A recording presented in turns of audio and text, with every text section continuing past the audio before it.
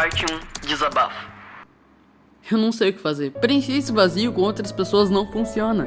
Mas eu vejo que o tempo tá passando muito rápido. Com o canal não tá funcionando. E quanto mais eu penso em profissões e no futuro, isso piora. Meus amigos vão sair da escola no ano que vem. Se eu não achar um emprego, vão me taxar de vagabundo. Mas se eu parar de estudar, eu nunca vou conseguir ser aceito pelos outros.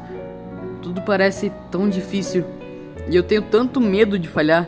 E parece que tudo tá se tornando um problema. E eu não tenho mais tempo pra nada. Isso tá se tornando uma bola de neve. Porque se eu falhar, não vai ter tempo pra eu descansar. Parece que não vai ter tempo pra eu dormir ou chorar. O dinheiro aperta e tudo isso tá criando uma pressão gigante nas minhas costas. E eu me sinto perdido. Não em relação ao mundo. Parece que tudo de bom tá acabando e daqui pra frente só vão vir mais problemas. Mas é como se eu não pudesse fazer nada pra impedir a falta de tempo ou esse sentimento. Não sinto como se tivesse tempo suficiente pros meus amigos, pros meus hobbies e pras coisas que eu quero fazer. Enfim, isso tudo é meio angustiante. E pra todo lado que eu olho, eu só vejo casais felizes porque encontraram alguém. Eu me sinto errado. É como se eu fosse diferente porque eu não consigo encontrar um amor como as outras pessoas. Eu penso que eu tô tão distante de todo mundo, ou que tem algo de errado comigo por eu não conseguir fazer essas coisas. E eu não tô chorando, ou sei lá, tendo uma crise. Eu só queria ter mais tempo. Mas todas as pequenas coisas estão se juntando e parece que está formando um sentimento tão grande de falha. Eu sinto que daqui a umas horas vai ser como se fosse o fim. Como se daqui a 5 minutos o mundo fosse explodir. Os meus amigos vão desaparecer e eu vou ser um fracassado por não ter tempo para estudar e trabalhar. E muito menos tempo para cuidar da minha saúde psicológica. E quando eu abri os olhos, puf, tudo se transformou numa vida cinza e sem graça de um adulto qualquer que se alimenta à base de miojo e que não é inteligente o suficiente para conseguir passar no concurso, nem interessante o suficiente para que alguém tenha o mínimo de interesse nele. Eu acho que Eu tenho medo do tempo. semanas passam como dias, dias como horas, horas como minutos, se aproximando desse futuro. Parte 2, o que é ansiedade? Fala pessoas, tio Me Engana a Voz. E isso que vocês vão ver foi um desabafo meu que eu tive com um amigo mês passado. Eu tava meio mal em relação a isso, então eu acabei escrevendo. E parecia ser uma boa ideia de vídeo. Ansiedade. Ah, ansiedade. Sinceramente, esse é o sentimento mais complexo de todos, porque não é bem um sentimento. Ele tá mais pra um estado. Segundo o Google, ansiedade é a preocupação intensa, excessiva e persistente.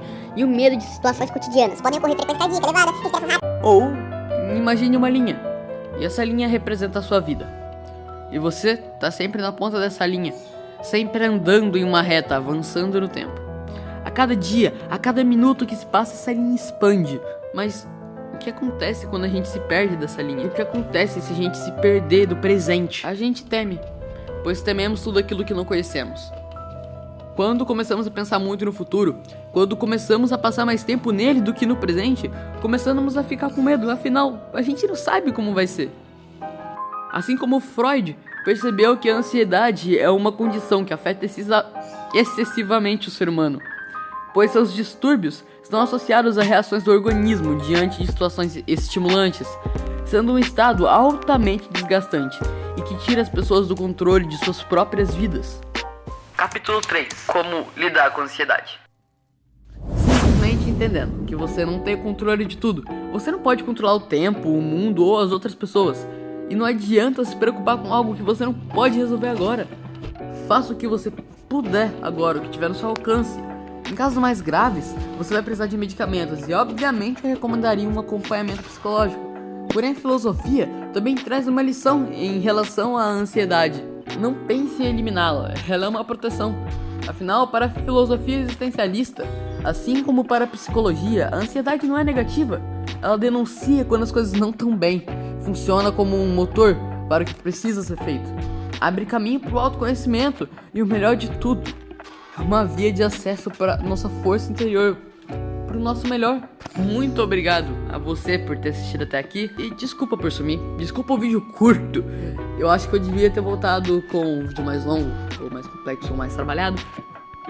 Mas enfim, eu só queria ter esse desabafo.